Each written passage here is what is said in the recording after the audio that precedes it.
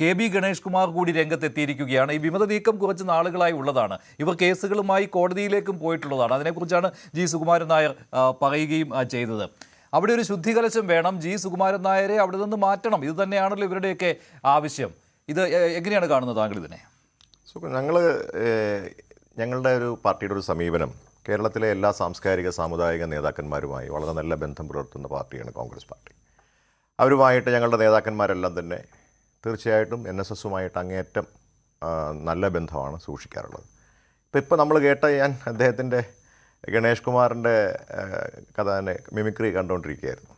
അദ്ദേഹം ഒരു വീഡിയോ കൂടി എനിക്ക് തോന്നുന്നു നിങ്ങൾ കാണിക്കണമായിരുന്നു. ഒരു 6 മാസം മുമ്പ് അദ്ദേഹത്തിൻ്റെ ഒരു പ്രസംഗം എന്തായിരുന്നു ജനറൽ സെക്രട്ടറിയെക്കുറിച്ച് പറഞ്ഞിരുന്നത്, എന്താണ് അദ്ദേഹത്തിൻ്റെ കാൽക്കൽ വീഴുന്നതിന് തുല്യമായിട്ടുള്ള വാക്കുകളാണ്.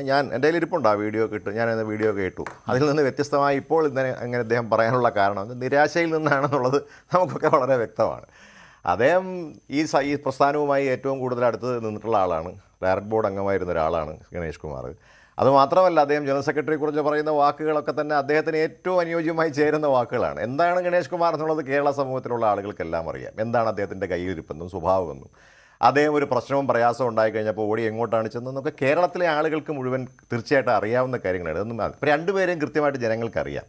അപ്പോൾ അതുകൊണ്ട് ഗണേഷ് കുമാറിൻ്റെ വാക്കുകളൊക്കെ കേരള സമൂഹത്തിലെ ആളുകളും NSSൻ്റെ സമുദായത്തിൽപ്പെട്ട ആളുകളൊക്കെ എങ്ങനെ കാണുന്നുള്ളത് ഞങ്ങൾക്കൊരു ധാരണയുണ്ട്. അതുകൊണ്ട് ഞങ്ങൾ അതിനൊന്നും മറുപടി പറയുന്നില്ല. അതൊക്കെ ആളുകൾ ഈ പറഞ്ഞതുപോലെ നേരത്തെ ഇവിടെ സൂചിപ്പിച്ചതുപോലെ തന്നെ കുറേ ആളുകൾ, അദ്ദേഹം ജനറൽ സെക്രട്ടറി സൂചിപ്പിച്ചതുപോലെ കുറേ കാലമായി അദ്ദേഹത്തിനെതിരായിട്ടും സംഘടനയ്ക്കെതിരായിട്ടും കുറേ ആളുകൾ ഇറങ്ങിയിട്ടുണ്ട്. അവരെല്ലാം ഇതുമായി ചേർന്ന് നിന്നിട്ടുള്ള ആളുകളാണ്. അവരെന്തുകൊണ്ട് പുറത്തു പോകുന്നൊക്കെ ഞങ്ങൾ അന്വേഷിച്ച് കഴിഞ്ഞപ്പോൾ ഞങ്ങൾക്ക് മനസ്സിലായിട്ടുള്ള കാര്യങ്ങളൊക്കെ ഇതിൽ പല ആളുകളും പലതരത്തിലുള്ള അഴിമതി നടത്തിയിട്ടാണ് ഇത് പുറത്തു പോയിട്ടുള്ളത്. ഏറ്റവും അവസാനമായി ഗണേഷ് കുമാറിൻ്റെ കാര്യം തന്നെ പറയാം. അദ്ദേഹത്തിൻ്റെ ഞാൻ മനസ്സിലാക്കുന്ന അവിടെ ഇപ്പോൾ അദ്ദേഹം MLA ആയിരുന്ന ആളാണ്, എത്രയോ കാലമായി MLA ആയിരുന്ന ആളാണ്. എന്തുകൊണ്ടാണ് പത്തനാപുരത്ത് അദ്ദേഹം തോറ്റുപോയത്?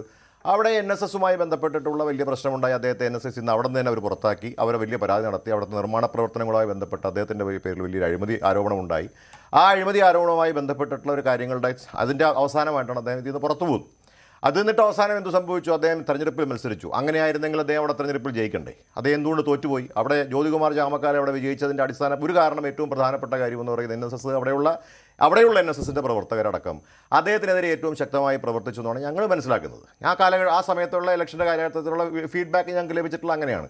അത്ര വലിയ NSSൻ്റെ കാര്യങ്ങൾ അത്തരത്തിലുള്ള കാര്യങ്ങൾ ചെയ്തിട്ടുണ്ടായിരുന്നെങ്കിൽ അദ്ദേഹം അവിടെ ജയിക്കണ്ടേ? അവിടുത്തെ NSSൻ്റെ താലൂക്ക് യൂണിയൻ്റെ പ്രസിഡൻ്റായിരുന്ന ആളാണ് ഇദ്ദേഹം. അപ്പം അദ്ദേഹത്തിൻ്റെ അച്ഛൻ അവിടെ താലൂക്ക് യൂണിയൻ പ്രസിഡൻ്റായിരുന്നു, കൊട്ടാരക്കര താലൂക്ക് യൂണിയൻ്റെ പ്രസിഡൻ്റായിരുന്നു. അതോടൊപ്പം തന്നെ അദ്ദേഹം അവിടേതായിരുന്നു.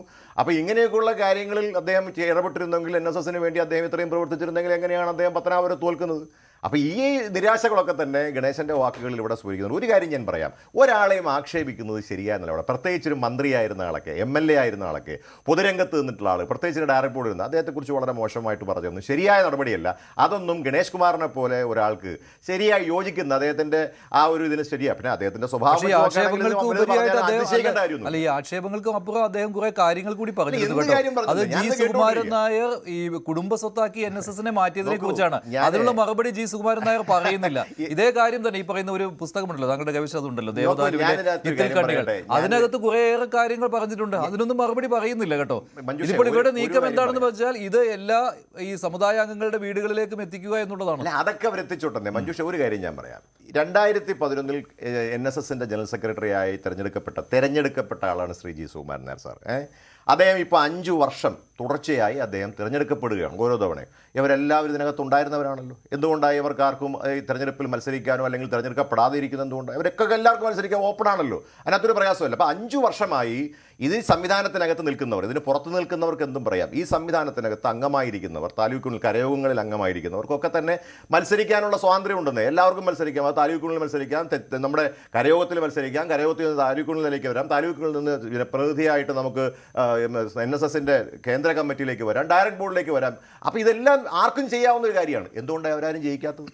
എന്തുകൊണ്ട് അദ്ദേഹത്തെ വീണ്ടും തിരഞ്ഞെടുക്കുന്നത്? കൃത്യമായി അദ്ദേഹം ഈ പറയുന്ന ആരോപണങ്ങളൊക്കെ അതിന് മറുപടിയുടെ കാര്യമില്ല. നന്നായി അദ്ദേഹം ഒരു മറുപടിയും പറയാത്തത് ഏറ്റവും നന്നായി എന്ന് വിശ്വസിക്കുന്ന ഒരാളാണ് ഞാൻ. കാരണം ഇത്തരത്തിലുള്ള കാര്യങ്ങൾക്ക് എവർക്കൊന്നും മറുപടി കാര്യമൊന്നുമില്ല. കാരണം ഇതിനകത്ത് ജനം മറുപടി പറയും. NSSനകത്ത് പ്രവർത്തകരായിട്ടുള്ള NSSുമായി ബന്ധപ്പെട്ട് നിൽക്കുന്ന ആളുകളൊക്കെ ഇതിന് മറുപടി പറയും. അല്ലാതെ അദ്ദേഹത്തെ പോലെ ഒരാളൊന്നും ഇതിന് ഇവർക്കൊന്നും മറുപടി പറയേണ്ട കാര്യമില്ല എന്നാണ് ഞാൻ. Doctor G Mohanapillai, brigade